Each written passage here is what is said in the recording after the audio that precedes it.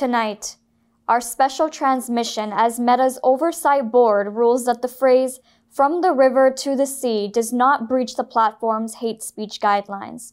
Assalamu alaikum and good evening. This is Muslim News Canada on Muslim Network TV. I'm Alia Batul. Today is the 335th day since Israel started targeting Palestinians indiscriminately in response to the October 7th attacks.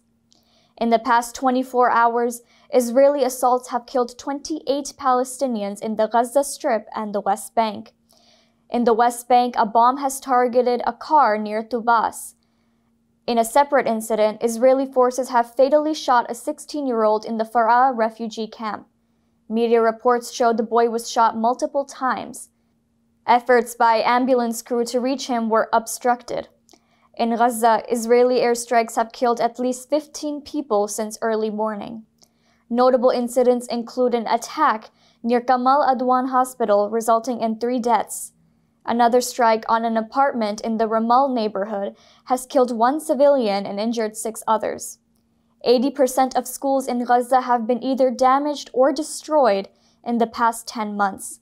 The death toll in Gaza stands at 40,861. 94,398 have been wounded. A report in the British medical journal The Lancet estimates the death due to Israel's action in Gaza could exceed 186,000. Israel faces accusations of genocide for its actions in Gaza at the International Court of Justice. The United Nations condemns Israel's ongoing lethal warlike tactics in the occupied West Bank. UN spokesperson Stefan Dujarric says humanitarian assessments by aid groups have been obstructed by Israeli authorities, severely impacting emergency responses.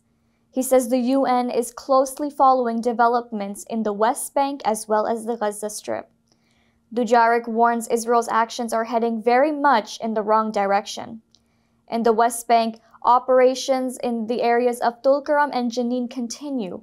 Reports of impeded ambulances and medical teams' movements have emerged. Dujarric has also criticized Netanyahu's recent display of a map erasing the West Bank. He labels the move unhelpful and provocative. A senior U.S. official says Israel and Palestinian factions have agreed on 90% of the terms for a ceasefire and a prisoner hostage deal. Key points include a ceasefire, the redeployment of Israeli troops, and the release of hostages in exchange for 800 Palestinian prisoners. The agreement will start with a 6-week truce. However, disputes continue over Israeli control of the Philadelphia corridor. The corridor links Gaza with Egypt. Israeli Prime Minister Benjamin Netanyahu insists it is essential to maintain control of the corridor to prevent Hamas from transporting weapons into Gaza. Opposition leader Benny Gantz and Defense Minister Yoav Gallant reject the idea. They say holding on to this demand can be harmful for Israel's broader interests. Meta's Oversight Board has ruled that the phrase "from the river to the sea" does not breach the platform's hate speech guidelines. The phrase is frequently used in support of Palestinians. The board has concluded that the diverse meanings and usage of the phrase is seen in solidarity with Palestinians rather than inciting violence. It says it does not justify removal.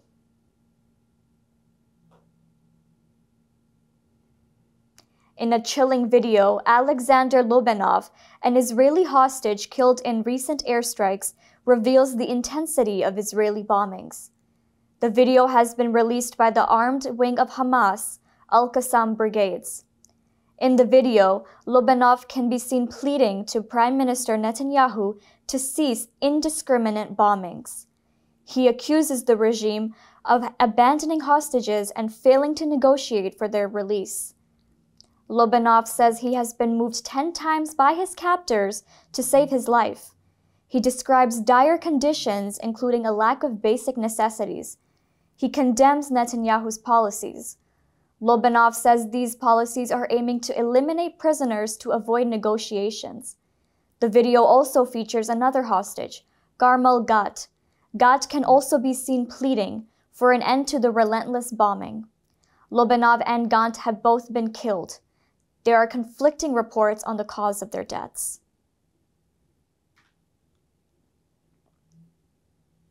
In related news, a released Israeli prisoner has accused Prime Minister Benjamin Netanyahu of abandoning Israeli captives and betraying his office. Liat Adzili spent 54 days in Gaza. Adzili lost her husband during the October 7th attack by Palestinian forces. She is calling on President Isaac Herzog to publicly denounce Netanyahu.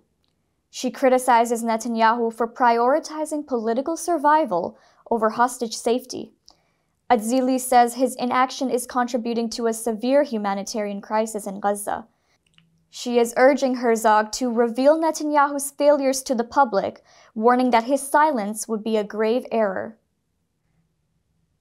New Democratic Party leader Jagmeet Singh has terminated the supply and confidence agreement with Prime Minister Justin Trudeau's Liberal government.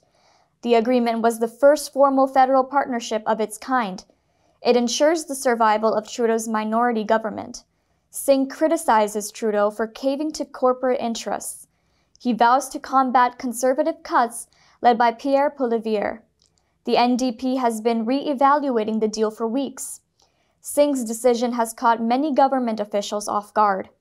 In response, Trudeau says he is focused on his government's priorities like affordability and climate change. He says he hopes the next election will not be rushed. That's all from our Toronto studios. Thank you for watching Muslim News Canada. We are a community channel dedicated to bringing you stories you can trust. Please like, subscribe, and share our content. You can also comment to let us know what you think of our coverage. You can donate now by visiting muslimnetwork.tv/donate. For more content, keep watching Muslim Network TV.